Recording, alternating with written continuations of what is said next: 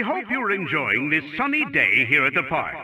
Sadly, a sunny day once again means that the Choco Coaster is out of service due to melting.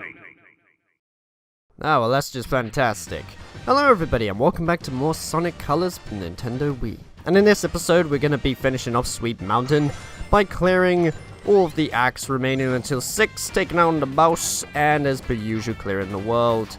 However, I feel like in this one I need to explain about something that happened in the background because it was a little bit annoying in places. You might notice in the bottom right corner, all 5 of the red rings are already collected. Yeah. When I was recording this is the moment where I discovered that if you want to get those S ranks, getting the slams for the special bonuses is absolutely required. The path that I am taking right now, I did the exact same thing. However, I did not string enough combos against the enemies, resulting in a slam, and because of that, it meant that my high score was not high enough for the S rank, and I was absolutely livid, because at that point, I was pretty much convinced that, yep, I've definitely got the S rank, I've done things super fast and everything, but the problem is, when you get to that results screen, and it has the thing where it says try again, and you see what grade you got, it auto-saves. Meaning that all those 5 red rings I collected and only got an A rank had to stay that way, and if I really wanted to right the wrongs and do it all flawlessly, making sure that all of the 5 red rings at the bottom were blank, I would have to start the game all over again, because this level has the Frenzy Wisp. And remember before I said how in the Frenzy Wisp, you need to go to the last world in order to unlock this thing in the first place? Yeah, I would have to do that. And I thought there is no way. There is no way I am actually going to start the game all over from the beginning just to do that. So I felt it made more sense to explain about it instead, because I am not doing that all over again, I tell you that much. And also, this level doesn't really have very good design in my opinion. However, I think a lot of people feel this way because look at this. This is a Sonic game and I'm going up this thing very slowly, activating these switches whilst trying to avoid these.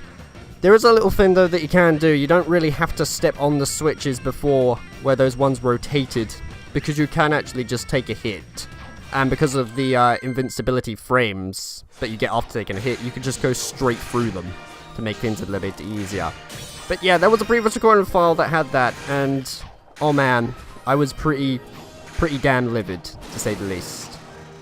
Hi boy, that's Act 4. I don't really like this act in particular, however the next one coming up isn't that bad. Enjoy the ride, but be careful, the seats can be sticky. That was probably the shortest one yet. A thing I do admire, though, is at the very start of these acts, you got like this bit of Sonic preparing himself, and there he goes, just off into the distance. It's a great way to prepare you for the level, especially when the camera shows distance into what you're actually going to be going towards. There are later ones, though, that I do kind of question how it is, but we'll get to those when we get to those. It might be in the next world, I can't remember, but I'll bring it up for sure. We are now using a new wisp called Cube. Yeah, a lot of people feel a bit different on this one, mainly just because it's a wisp that literally stops you dead in your tracks when trying to use it. And its purpose is basically just to turn the blue cubes into blue rings, which have more points and everything, and you can actually transform the blue rings into blue blocks, making them into paths. It is also used to blow up enemies as well as obstacles in your way, but it's just the fact that it literally does stop you dead in your tracks. It feels more like a gimmick, at least with all the other wisps, like Laser and Spikes, which are my 2 favorite ones in the game. You're always constantly moving, you know? Sure, with Laser, you do stop. Yes, you do stop dead in your tracks, but at least with that, you're just aiming where to go, and once you let it go, that's it, you're flying forward. Cube, you stop to a halt, and then you gain your slow momentum speed again, you know? That's just the way that I feel about it anyway, that's for sure. And that's literally all of the wisps, by the way. There are no more to unlock. That is the whole entire collection of the wisps. And this brings up a thing for me to talk about for why I really like the upgrade system and how they did it in Sonic Adventure 2. Maybe even Sonic Adventure as well, but probably Sonic Adventure 2 more. That's mainly because As you saw for the way this structure of the LP is going, right, all these wisps are available from the start. This is how I really wanted Sonic Colors to be. I didn't like how they became a necessary thing that you unlock as you go, when really they're just a small gimmick. Don't make them unlockable in that case, or kind of put them in a level where it's required, but don't do it so I have to backtrack just to get this one S rank, because it means I'm gonna have to put up with literally seeing a thing saying best rank being C, because I don't have that wisp just yet. Sonic Adventure 2's system was a little different, you see. In that game, you can actually get all A ranks from the very beginning. There are upgrades that are required to get A rank, sure, but it was mainly just collect the upgrade, restart level, and then that's it, go for your shot on the A rank. It felt very quick and fluent, meaning that all the other levels later on didn't require any later upgrades, so there was no backtracking involved if you wanted to do a clean A rank run on that. And it catered towards, people who would die hard on it when it came to the grades. I mean, sure, not everybody likes going for the A grades, they'd rather just play through the game leisurely, but it's nice to have that preference, the cater towards a range of audiences depending on how you want to play Sonic. And that's the thing that I find Colors kinda lacks. Due to cost restraints, some of the donuts used in this ride are of the day-old variety. We apologize for this cost-cutting measure and hope that you enjoy the ride. And that's literally all of Eggman's PAs in Sweet Mountain. A thing that's quite odd, actually, something I've recently just realized, is that all the PAs that you've heard during my run through Sweet Mountain is literally every single piece of PA that Eggman says in this area. The difference is with Tropical Resort is that I had to choose highlights of what he said, because he said an awful lot of them in that place. Meaning that if you did think all of the PAs that I used in Tropical Resort was everything that he said, no.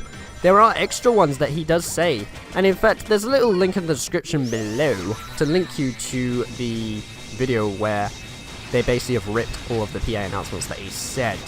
I just find it quite amusing how in Sweet Mountain, literally every single one I used is what he says in the area. I'm not too sure if it's going to be like that in the next area after this, but we'll just see how that goes.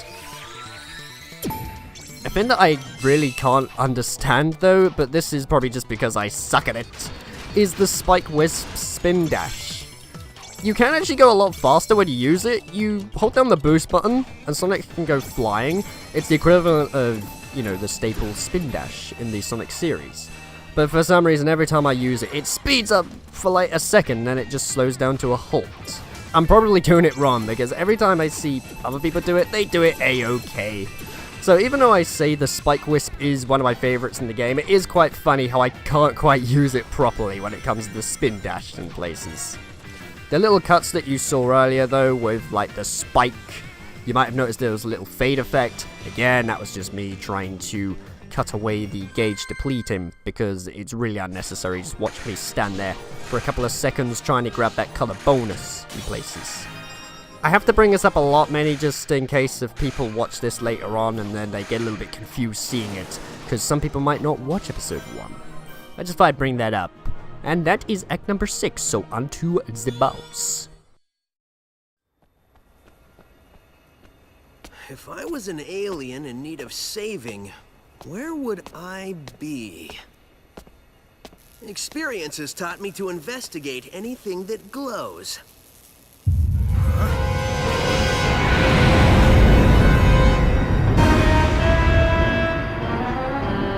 Experience has also taught me that the best way to solve problems is to kick robot butt. Visitors are cautioned to avoid eating, petting, or saving any aliens. Excuse me, giant killer robot? You want to do this the hard way or the easy way?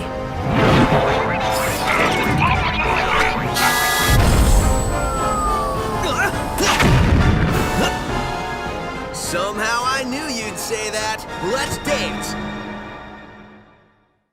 Alright, and it's time to take on the new boss, Captain Jelly. Yes, that is literally his official name, and I absolutely love it. To tell you the truth, I like this boss as well. mainly just because of the design of it and everything. Because you have two preferences to take down Captain Jelly.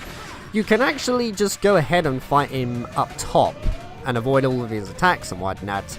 But if you want to go the S rank route, like me, what you have to do is use the Drill Wisp and then do the thing that I've mentioned about countless times, because it's really overkill. Just go underground, kill all the enemies, pop back up before the gauge depletes, and hit him in the butt. And that's it. Rinse and repeat. After that, you'll be able to get this guy done no problem. Just a reminder, when I did actually go underground, by the time that I did have the drill, I had 800 points. Look at it now. 200,000. I feel like this is probably not really the recommended strategic route if you want to get the S ranks legitimately, as if you're gonna just barely get towards the score. This is pretty much the overkill method, but at least then you are pretty much guaranteeing S rank, so what's to complain about, right? There is one thing though that I don't really understand in this boss. It's the only way you can get the Drill Wisp is by hitting those pink balls on the ship. However, there are other pink balls that you'll hit and you won't get the Drill Wisp. I feel like it's probably the only one that's available is up high? I can never really tell, because I thought, oh, the pink balls are literally where the wisp will be inside, but no, that's not really the case. I can never really understand how it fully works. But either way, this is a fun little boss. I don't mind this one, and the soundtrack to it is also pretty dope. Even Rotatatron, the first one, that was a really quick boss and everything, but even that had preferences for the wisps. And that's one thing that I do like that Colors does with the bosses, no lie, especially later on.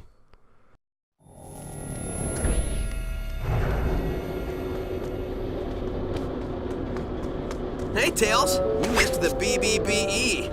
Huh? Best boss beating ever! So, has Yacker given you any more information, or limericks, or whatever it is he's spouting? Well, first, remember, this translation stuff isn't 100%. Trust me, I remember.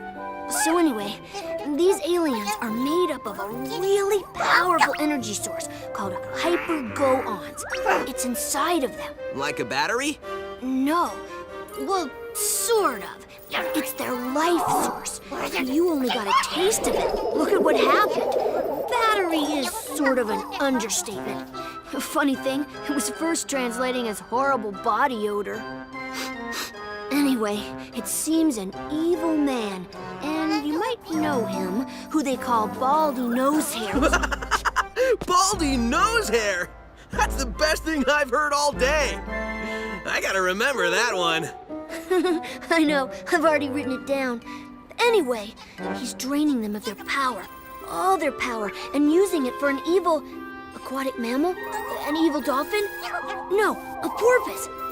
Oh, an evil purpose. That's good intel. Keep working on it. Hey, where are you going? To find Baldy McNosehair, of course. I'm totally calling him McNosehair.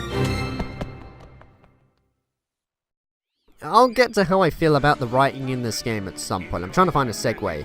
But either way, that is Sweet Mountain done to 100%. So in the next episode, we'll be moving on to a new planet. Take care, guys, and I will see you in the next one.